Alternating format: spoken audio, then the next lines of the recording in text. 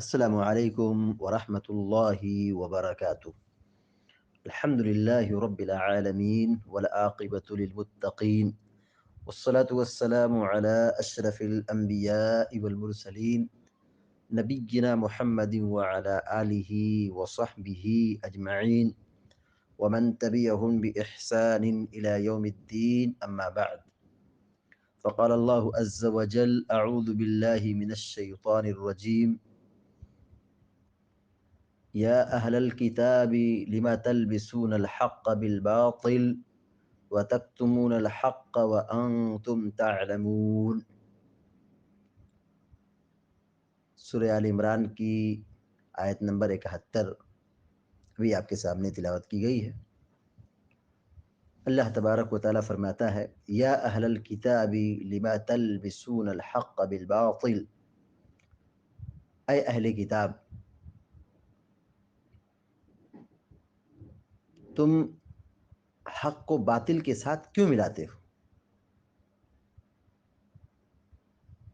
وَتَكْتُمُونَ الْحَقَّ، اور حق کو کیوں چھپاتے ہو؟ وَأَنْتُمْ تَعْلَمُونَ، جبکہ تم جانتے ہو، تمہارے پاس علم ہے، معلومات ہے، تمہارے پاس کتاب ہے، تم حق کو جانتے ہو، پہچانتے ہو، سمجھتے ہو، مگر اس پر پردہ کیوں ڈالتے ہو؟ حق کو باطل سے کیوں خلط ملط کرتے ہو؟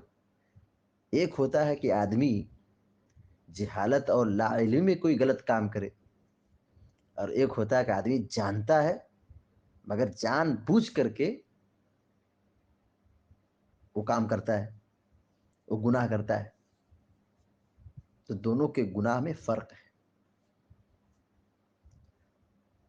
یہاں اہل کتاب سے مراد یہودی ہیں۔ یہودیوں کے دو بڑے جرائم یہاں بیان کیے گئے ہیں۔ اس آیت میں یہودیوں کے دو بڑے جرائم کا ذکر کیا گیا ہے۔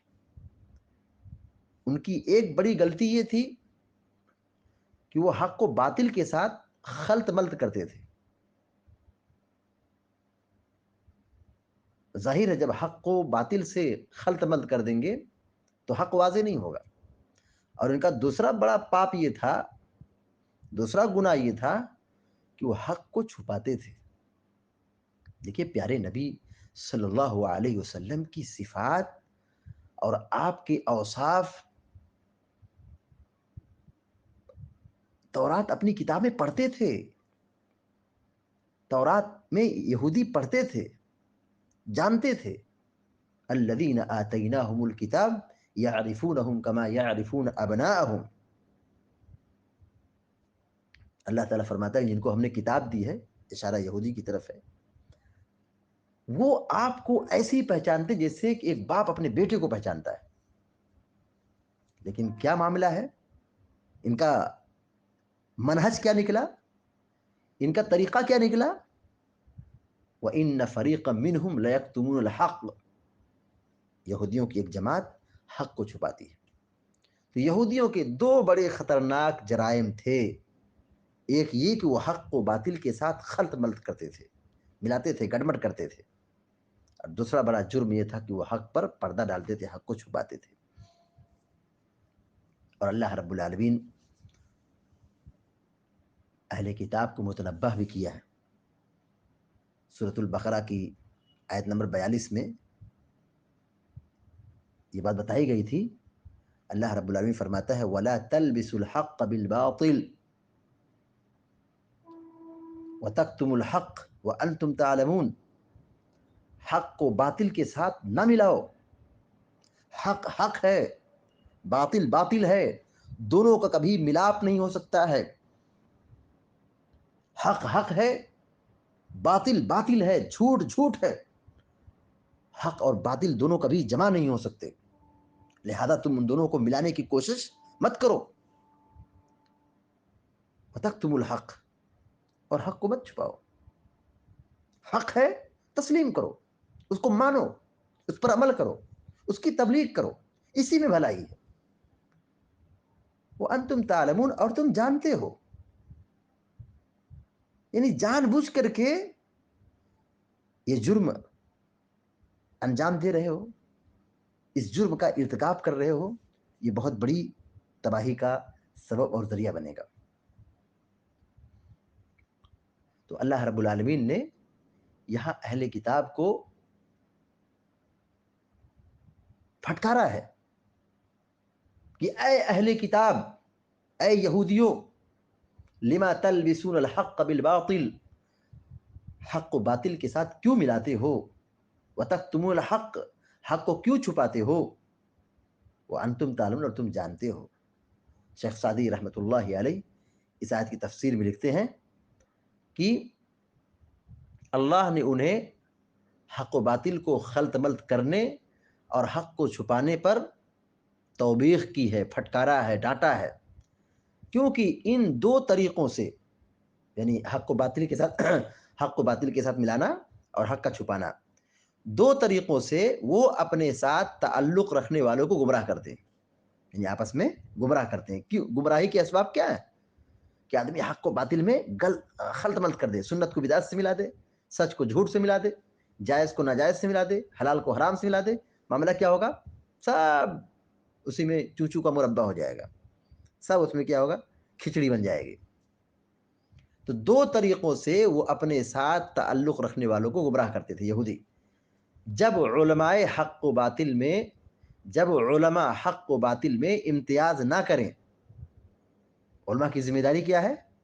حق کو حق بیان کریں، سچائی کو سچائی بیان کریں، جائز کو جائز بیان کریں، جو حق ہے اس کو بیان کریں، اور جو باطل ہے، جھوٹ، باطل ہے، غلط ہے، حرام ہے، ناجائز ہے، اس سے لوگوں کو منع کریں۔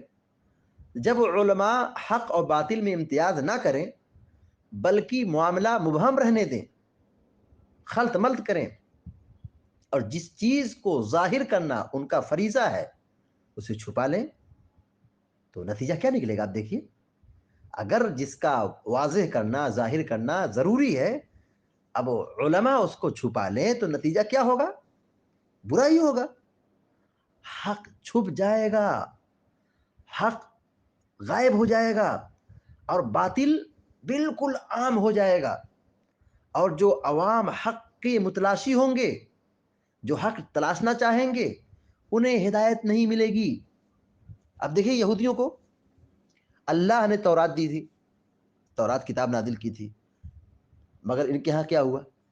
عیسائیوں کو اللہ تعالیٰ نے، حضرت عیسیٰ علیہ السلام کو اللہ تعالیٰ نے انجیل عطا کی تھی، عیسائیوں کے پاس انجیل کتاب تھی، اللہ کی کتاب تھی، لیکن ان لوگوں نے خلط ملط کر کے حق اور باطل میں ملا دیا، حق کو چھپا لیا۔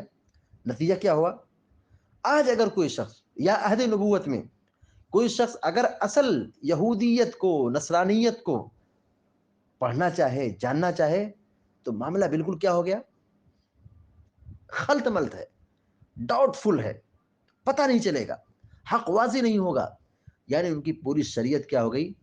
شریعت کی پوری بنیاد اور پوری کتاب کیا ہو گئی؟ خلط ملط کا شکار ہو گئی، اصل حقیقت کو جاننا کیا ہوگا؟ مشکل ہو گیا۔ تو وہی کہتے ہیں شیخ سعدی رحمۃ اللہ علیہ کہ حق چھپ جائے گا اور معاملہ اور باطل عام ہو جائے گا، اور جو عوام حق کے متلاشی ہوں گے انہیں ہدایت نہیں ملے گی۔ جب حق واضح ہی نہیں ہے تو ہدایت کہاں سے ملے گی؟ حالانکہ اہل علم سے تو یہ مطلوب ہوتا ہے کہ وہ لوگوں کے سامنے حق ظاہر کریں۔ علماء کی ذمہ داری کیا ہے؟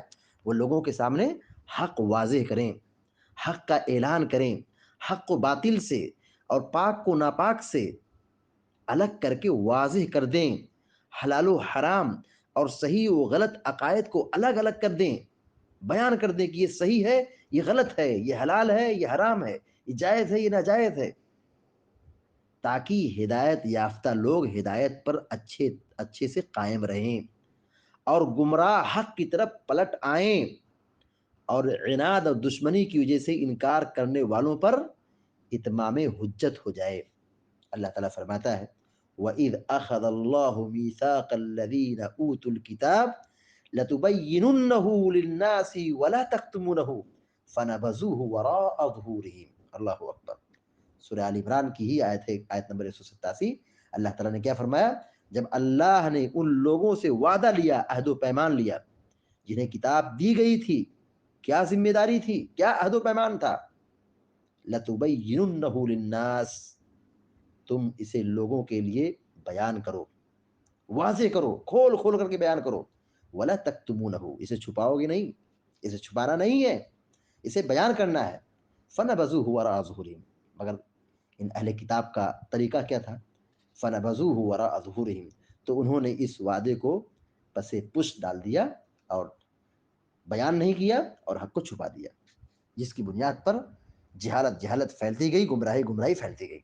اللہ تعالیٰ سے دعا ہے کہ اللہ تعالیٰ ہم سب کو آپ سب کو نیک عمل کرنے کی توفیق عطا فرمائے. آمین یا رب العالمین. وصلی اللہ علی نبینا محمد وسلم تسلیما کثیرا. السلام علیکم و رحمۃ اللہ.